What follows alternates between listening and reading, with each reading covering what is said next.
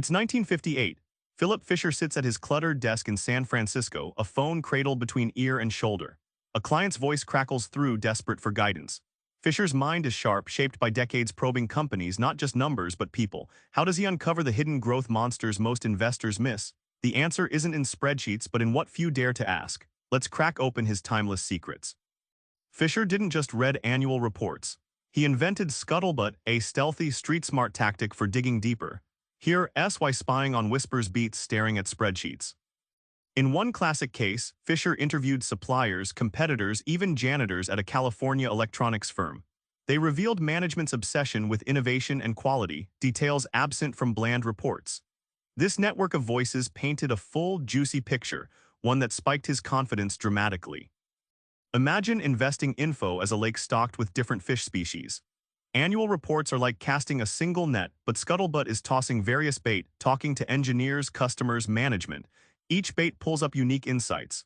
Fisher's key: diversify your info-gathering tools to catch rare, big growth opportunities. This method lets you see beyond numbers, company culture, real innovation, insider excitement.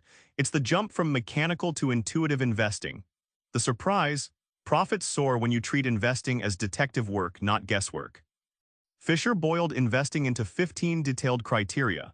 Not vague theory, sharp, practical, and executable. Let's zoom into 3 essentials that separate champs from chumps. Take Texas Instruments in the 1950s. They were heavy into R&D, constantly pushing new semiconductor advances. Fisher saw this as a blazing hot sign.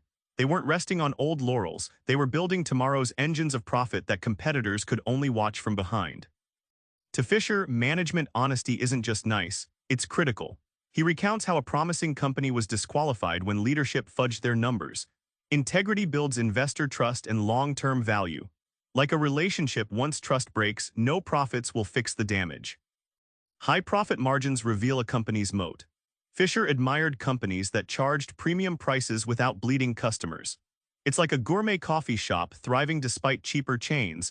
Invisible pricing power means you can weather storms and keep winning. Fisher's final game changer: patience. While others chase quick returns, he preached holding onto outstanding companies for decades. This shift in mindset is a total profit multiplier. One shining example: Motorola. Fisher spotted it in the 1950s and held for decades. The stock's gains seemed slow at first, almost boring. But over time, exponential growth kicked in, turning a modest stake into wealth-generating gold. The magic: compound growth needs time to ignite fully. He warns against chasing market hype. Investors tempted by fast money or hot tips often burn out quickly. Like sprinting in a marathon, it ends poorly. Fisher urges you to resist noise, sit tight, and let your quality picks mature naturally.